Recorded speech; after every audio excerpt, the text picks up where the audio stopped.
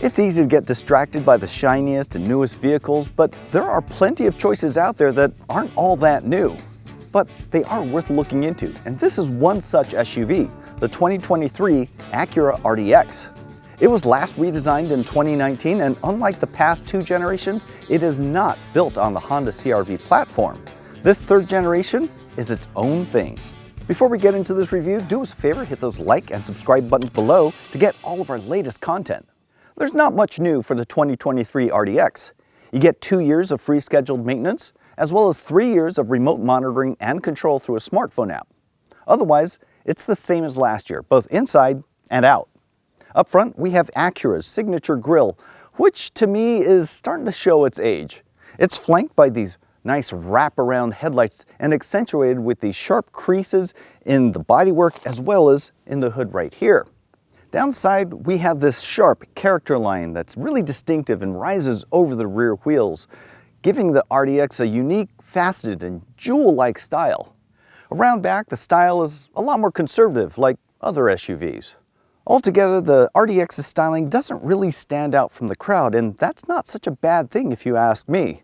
But what do you think? Does the RDX's styling draw you in? Let us know in the comments below.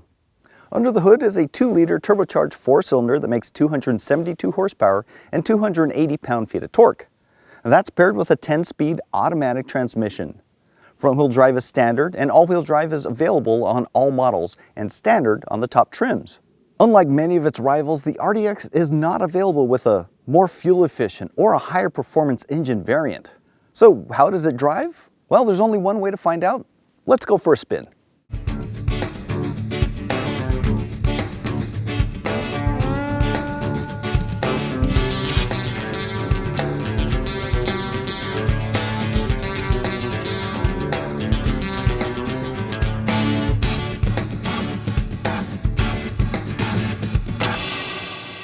Responses to the accelerator are immediate. There's no noticeable delay, and power is more than adequate for most drivers. You won't feel the need to floor the pedal, and the engine sounds pretty good for a 4-cylinder. It has a deeper tone and a subtle little burble that gives it some personality. The brake pedal has a reassuring firmness, and it's easy to come to a nice smooth stop. The RDX also corners with a lot of confidence, so much so that I'd actually call it sporty. It remains composed and predictable if you decide to drive with more aggression, but it remains really comfortable and agreeable when you're just commuting. I also like how the suspension keeps the tires firmly planted to the pavement, even if you drive over some mid-corner bumps. Dynamically, it should easily compete with any of its rivals. Road noise is present, but it's not intrusive, and on the highways, I struggle to hear any wind noise. As is typical for any vehicle today, the RDX comes with a comprehensive list of advanced safety features. And from behind the wheel, they seem to work pretty well, and they're tuned to avoid false alarms. I did get one frontal collision false alarm once, but I was driving pretty hard, so that's pretty forgivable. The adaptive cruise control does a great job of maintaining the gap between you and the car in front, and with smooth inputs that you won't feel whether it's brake or accelerator. The RDX also gets strong safety scores from both NHTSA and the IIHS. It was actually named a Top Safety Pick Plus by the IIHS, which is their highest award. Overall, it's enjoyable to drive. It has a good blend of handling and comfort that should please a wide swath of drivers. Of course, this is only part of the equation, so let's pull over and talk about the interior. The RDX's dash is a bit different. Nowadays, a lot of designers are going with a more horizontal layout that emphasizes lateral space, but that's not the case here. This is very vertical in its style, especially right here where it just kind of rises and it's kind of the centerpiece of the entire dash. And there's a lot going on with this center stack. It's kind of busy visually, and that runs counter to a lot of other more modern vehicles that have a more minimal and kind of high-tech feel about it. I do like that there are physical buttons here for the climate control, which means you don't have to dig through on-screen menus to do something as simple as change the temperature or turn on the heated seats.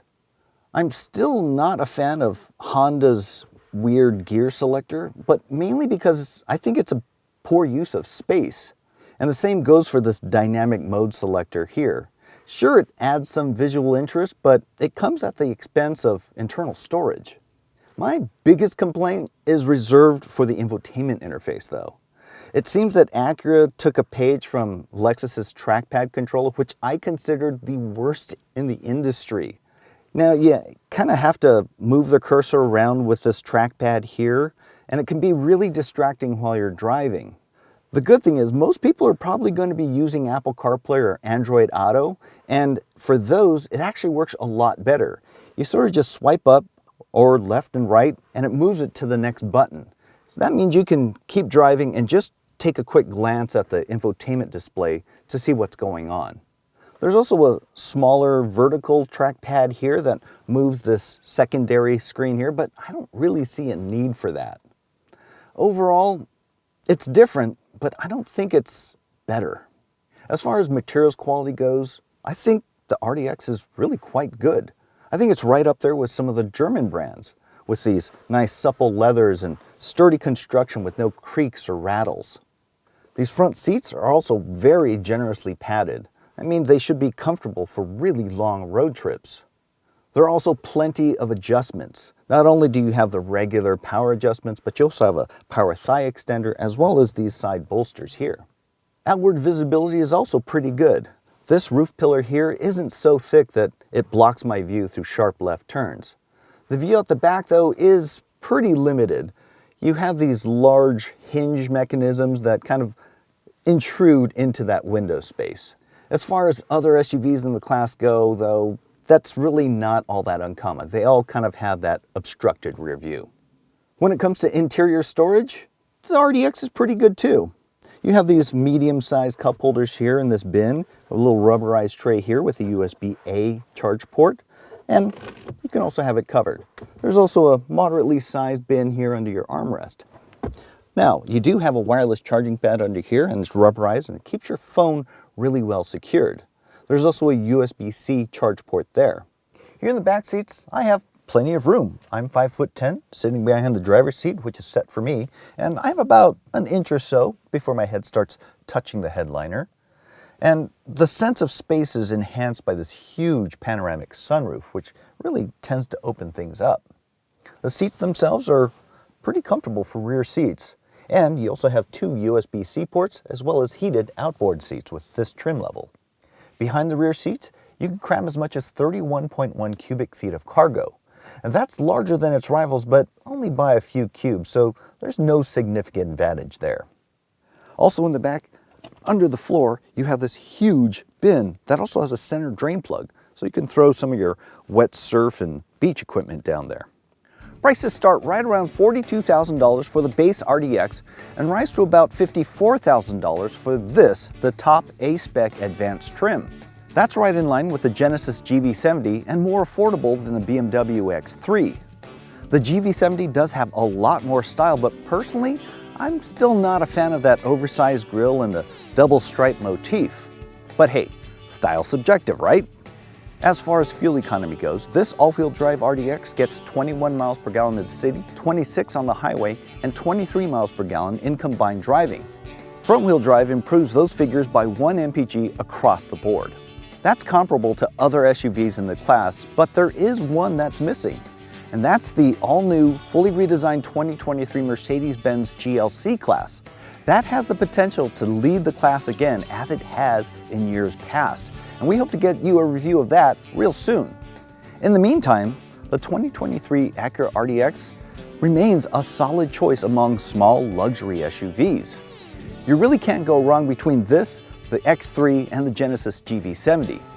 My main complaint is the infotainment interface, but I feel like maybe after some time, I might be able to make peace with it. I probably won't ever like it, but I don't think it's a deal breaker either. So what do you think? Would you stick with the RDX, go with the BMW X3 or Genesis GV70, or would you wait for the GLC class? Let us know what you think in the comments below. As always, thanks for watching, and we'll catch you next time.